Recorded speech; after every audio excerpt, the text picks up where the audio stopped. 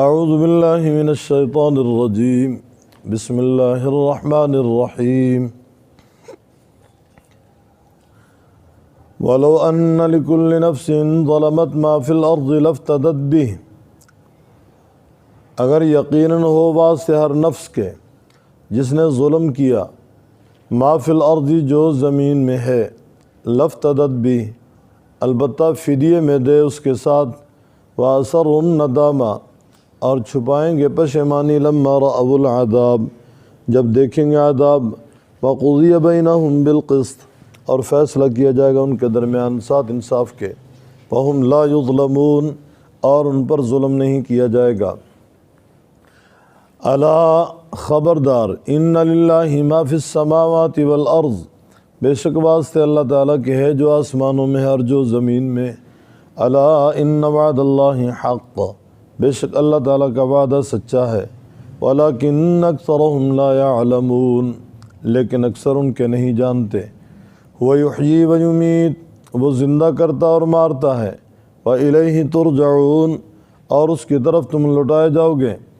یا ایہا الناس اے لوگو، قد جاءتکم موعظۃ من ربکم تحقیق آ گئی تمہارے پاس نصیحت تمہارے رب کی طرف سے، وشفاء لما فی الصدور اور شفا واسطے اس کے جو سینوں میں ہے، وہدیٰ اور ہدایت ہے، ورحمہ اور رحمت ہے، للمؤمنین واسطے مؤمنین کے، قل بفضل اللہ وبرحمتہ کہہ دیجئے ساتھ اللہ تعالیٰ کے فضل کے اور ساتھ اس کی رحمت کے، فبذالک فلیفرحوا پس چاہیے کہ وہ خوش ہو جائیں، هو خیر مما یجمعون یہ بہتر ہے اس سے جو وہ جمع کرتے ہیں۔ قل کہہ دیجئے ارأیتم کیا دیکھا تم نے، ما انزل اللہ لکم من رزق جو اتارا اللہ تعالیٰ نے تمہارے لیے رزق، فجعلتم منہ حراما وحلالا پس کر دیا تم نے اس سے حرام اور حلال۔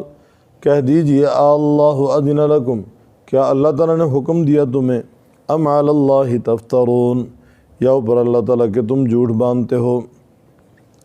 وما ظن الذین یفترون علی اللہ الکذب یوم القیامہ کیا خیال ہے ان کا جو باندھتے ہیں اوپر اللہ کے جھوٹ یوم القیامہ قیامت کے دن، ان اللہ لذو فضل بے شک اللہ تعالیٰ البتہ فضل کرنے والا ہے، علی الناس اوپر لوگوں کے، ولکن اکثرهم لا یشکرون لیکن اکثر ان کے نہیں شکریہ ادا کرتے۔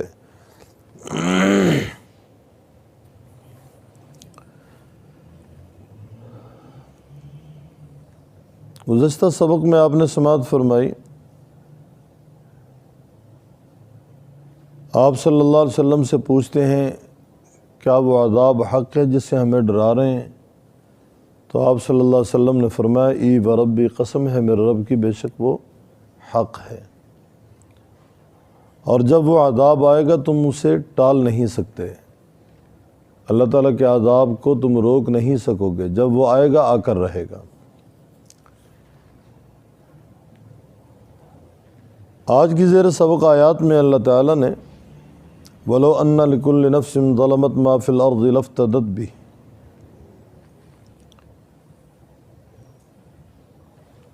قیامت والے دن کی ہولناکیوں کا ذکر فرمایا۔ اس سے پہلے شرک کا رد تھا، توحید کا اس بات تھا۔ مشرکین مکہ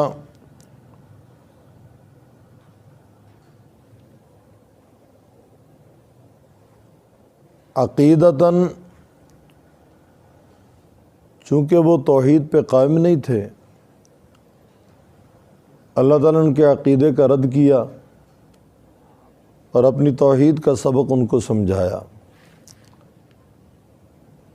قرآن کریم میں اصل جو 3 موضوعات ہیں ان میں پہلے نمبر پہ توحید ہی کا ہے، دوسرے نمبر پہ رسالت ہے۔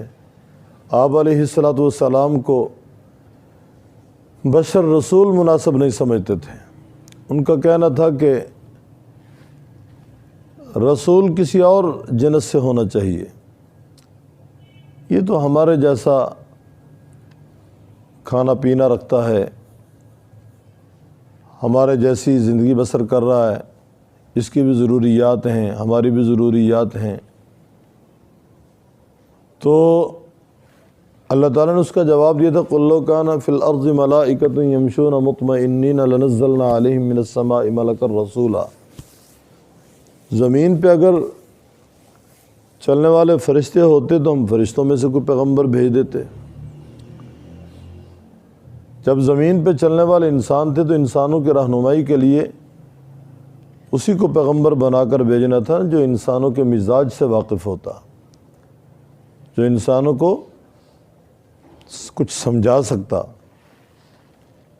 امام الانبیاء صلی اللہ علیہ وسلم بشر رسول تشریف لائے۔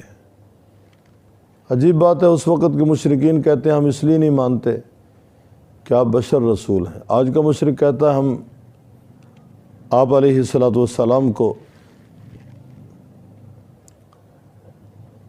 بشر ماننے کے لیے تیار نہیں ہیں۔ وہ کہتے تھے ہم بشر ہیں چونکہ رسول ماننے کے لیے تیار نہیں ہیں، اور آج کا مشرک کہتا ہے ہم آپ کو بشر تسلیم کرنے کے لیے تیار نہیں ہیں۔ ان کی ذہنیت میں ان کی ذہنیت میں زمین آسمان کا فرق ہے۔ اور وہ لوگ آپ علیہ الصلوۃ والسلام کو ذاتی طور پہ پہچانتے تھے، صرف ایک حسد تھا جس کی وجہ سے وہ ایمان سے محروم رہے، جس طرح یہود اور نصارہ کو حسد لے ڈوبا کہ جی آخری پیغمبر بنو اسرائیل سے آتا، بنو اسماعیل سے کیوں آیا۔ مشرکین کو بھی حسد تھا کہ کوئی چودھری پیغمبر کیوں نہیں بنا، یہ ایک یتیم پیغمبر کیسے بن گیا۔ انہوں نے کہا کہ طائف کے کسی چودھری کو، مکہ کے کسی چودھری کو نبوت ملتی ہم تسلیم کرنے والے ہوتے۔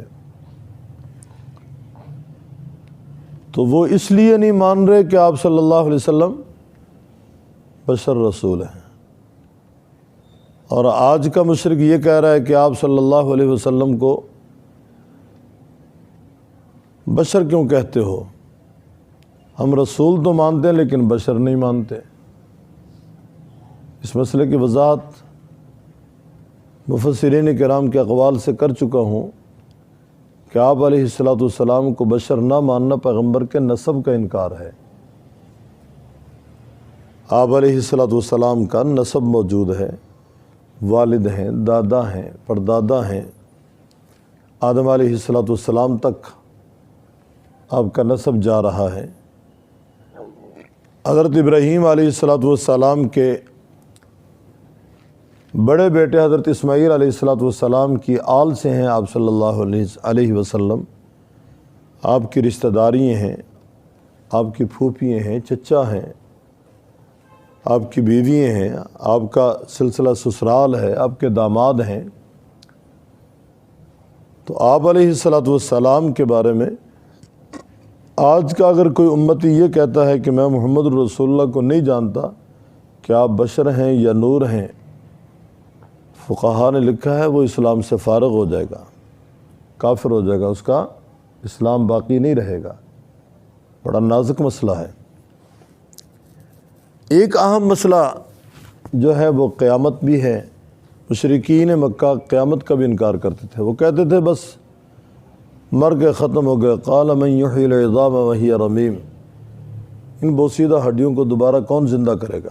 اذا متنا وکننا ترابا ذلک رجع بعید، اذا کننا، یہ سورہ نازعات کے اندر بھی ایک آیت ہے، اذا کننا عظاما نخرا قالوا تلک اذا کرۃ خاسرہ، کیا جب ہماری ہڈیاں کھوکھری ہو جائیں گی، بوسیدہ ہو جائیں گی، کیا ہمیں دوبارہ اٹھایا جائے گا۔ تو قیامت کے دن کے اس بات پہ اللہ تعالیٰ نے دلائل پیش کیے ہیں۔ قیامت کا دن حق ہے، قیامت والے دن پیشی حق ہے، حساب و کتاب حق ہے، میزان کا لگنا حق ہے، اور میزان پہ سب کا آنا حق ہے، ہر ایک کو اس کے کیے کا بدلہ ملنا حق ہے، اچھی جزا بری سزا، گویا کہ برے اعمال کا بدلہ سزا، دونوں کا تذکرہ قرآن کریم نے کیا ہے۔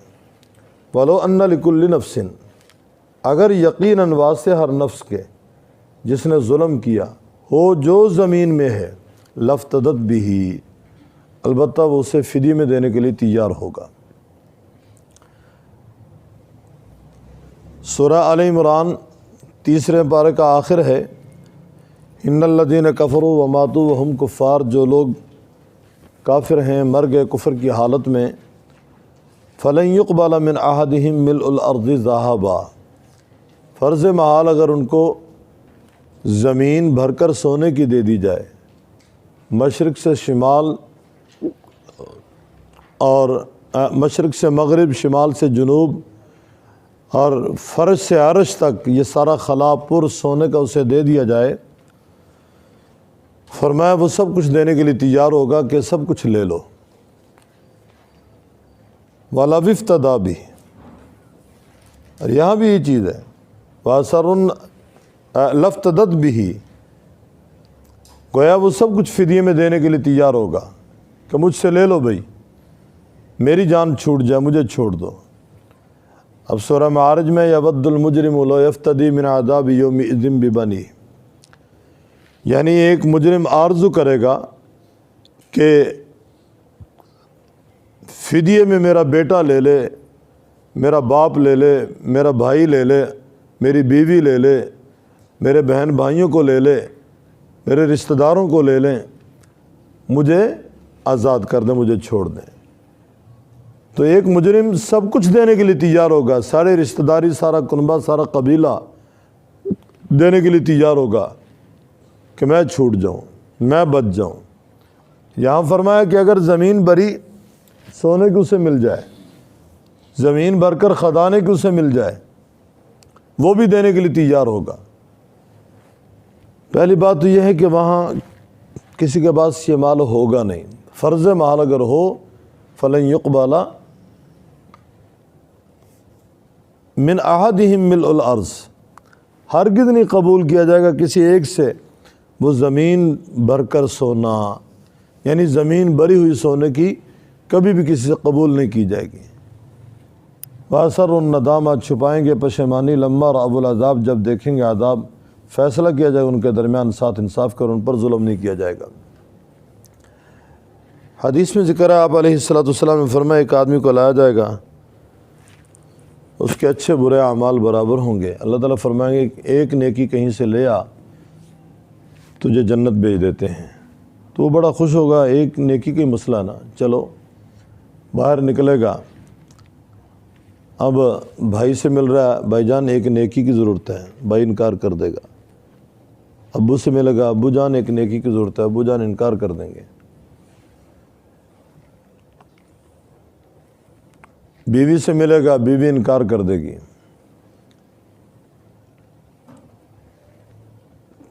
اہم جو رشتہ دار ہیں سب کے پاس جائے گا، یوم یفر المرء من اخیہ و امہ و ابیہ و صاحبتہ و بنیہ، حتیٰ کہ بیٹوں تک کے پاس جائے گا، انکار کر دیں گے۔ آخر میں والدہ کے پاس جائے گا، دوستوں کا ذکر بھی آتا ہے کہ دوستوں کے پاس جائے گا، انکار کر دیں گے، ہمارے پاس نہیں ہے۔ تو والدہ سے کہے گا امی جان کیا مجھے پہچانتی ہو؟ والدہ کہے گی بیٹا کیوں نہیں، مشکل سے اٹھایا، مشکل سے جنا، پھر تیری پرورش کی، میں تجھے کیوں نہیں پہچانتی؟ کہا امی جان ایک نیکی دے دیں۔ تو والدہ کہے گی مجھ سے دور ہو جا، مجھے خود ضرورت ہے، میں نہیں دے سکتی۔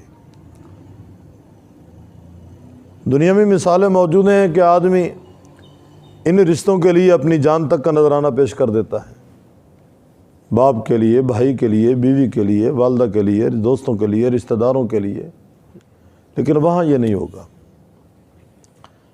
والدہ انکار کر دے گی کہ میرے پاس کوئی نیکی نہیں ہے، میں نہیں دے سکتی۔ رب تعالیٰ فرماتے ہیں اگر یقیناً ہر نفس کے پاس جس نے ظلم کیا جو زمین میں ہے وہ ہو، البتہ وہ بدلے میں دینے کے لیے تیار ہوگا، چھپائیں گے پشیمانی جب دیکھیں گے عذاب، فیصلہ کیا جائے ان کے درمیان ساتھ انصاف کے، ان پر ظلم نہیں کیا جائے گا، تو وہ قبول نہیں کیا جائے گا۔ الا ان للہ ما فی السماوات والارض، خبردار بے شک اللہ تعالیٰ کے لیے جو آسمانوں میں اور جو زمین میں، خبردار بے شک وعدہ اللہ تعالیٰ کا سچا ہے، لیکن اکثر ان کے لا یعلمون نہیں جانتے۔ هو یحیی و یمیت، وہ زندہ کرتا اور مارتا ہے، وإلیہ ترجعون، اور اس کی طرف تم لوٹائے جاؤ گے۔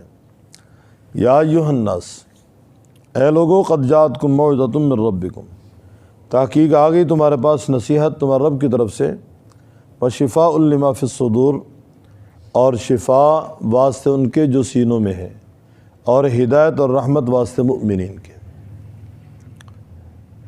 بعض صوفیاء یہاں موعظت سے مراد شریعت لیتے ہیں، شفا سے مراد طریقت، ہدایت سے مراد حقیقت۔ تو موعظت کے معنی قرآن کریم کے بھی ہیں۔ علامہ سیوطی رحمۃ اللہ علیہ نے قرآن پاک کے 55 نام نقل کیے ہیں، ان میں ایک نام موعظت بھی ہے، شفا بھی ہے، ہدایت بھی ہے، رحمت بھی ہے۔ فرمایا تحقیق آ گئی تمہارے پاس موعظت، نصیحت تمہارے رب کی طرف سے، اور شفا واسطے ان کے جو سینوں میں ہے۔ قرآن پاک سراسر شفا ہے۔ ہمارے شیخ استاد محترم امام اہل سنت حضرت مولانا محمد سرفراز خان صفدر رحمہ اللہ فرمایا کرتے تھے، قرآن پاک جس تاثیر کے ساتھ لوح محفوظ میں تھا، اور جس تاثیر کے ساتھ لوح محفوظ سے آسمان دنیا پہ آیا، پھر آسمان دنیا سے قلب محمد الرسول اللہ پہ اترا، پھر صحابہ کرام رضوان اللہ علیہ اجمعین تک منتقل ہوا، اسی تاثیر کے ساتھ آج ہمارے پاس موجود ہے۔ فرمایا کرتے تھے تاثیر نہیں تو ہماری زبانوں کے اندر نہیں ہے، قرآن پاک اسی تاثیر کے ساتھ آج بھی موجود ہے۔ قرآن پاک پڑھنے سے، قرآن پاک سمجھنے سے، دیکھو شرک کی بیماری سے شفا ملتی ہے، نفاق کی بیماری سے شفا ملتی ہے، کفر کی بیماری سے شفا ملتی ہے، کبائر سے بچتا ہے آدمی، کبیرہ گناہوں سے شفا ملتی ہے، صغیرہ گناہوں سے شفا ملتی ہے، حسد سے شفا ملتی ہے، کینے سے، بغض سے، عناد سے، ہر وہ بیماری جو دل پہ وارد ہوتی ہے اور جس سے روح متاثر ہوتی ہے اور جس سے پھر آدمی کے اعمال متاثر ہوتے ہیں، فرمایا ان تمام کے لیے قرآن پاک سراسر شفا ہے، وشفاء لما فی الصدور۔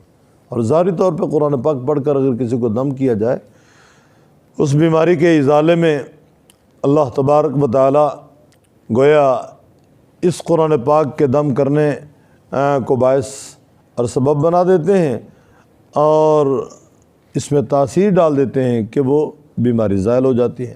بہت دفعہ ایسے ہوا، بخار والے کو دم کیا، بخار ٹھیک ہو گیا، سر درد والے کو دم کیا، سر درد ٹھیک ہو گیا، داڑھ درد والے کو دم کیا، داڑھ درد ٹھیک ہو گئی، کسی اور بیماری میں مبتلا اسے دم کیا، وہ بھی ٹھیک ہو گیا۔ بہت سارے ایسے ہیں جو حاسدین کے حسد کا شکار ہیں، کوئی جنات سے متاثر ہے، کوئی سحر جادو سے متاثر ہے، کوئی نظر بد سے متاثر ہے، تو ان کے لیے قرآن پاک لکھ کر دیا جائے پینے کے لیے یا پڑھ کر دم کیا جائے، اللہ تعالیٰ قرآن پاک کی بدولت ان کو شفا دے دیتے ہیں۔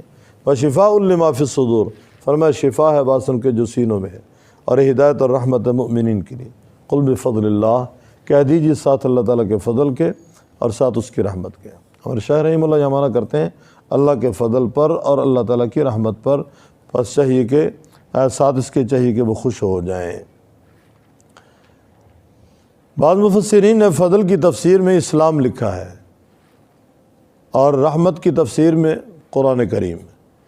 گویا اللہ تعالیٰ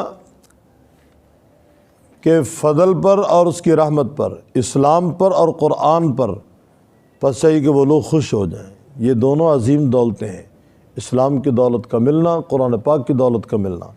وخیر مما یجمعون، جو وہ درہم دنانیر جمع کر رہے ہیں، دراہم دنانیر، جو سونا چاندی، جو خزانہ انہوں نے جمع کیا، فرمایا اس سے یہ خزانہ بہتر ہے۔ وخیر مما یجمعون، قل ارأیتم ما انزل اللہ، کہہ دی کیا دیکھا تم نے جو اتارا اللہ تعالیٰ نے تمہارے لیے رزق، فجعلتم منہ حراما و حلالا، تم نے کر دیا اس سے حرام اور حلال، جبکہ حلال حرام کا اختیار اللہ تعالیٰ کے پاس ہے۔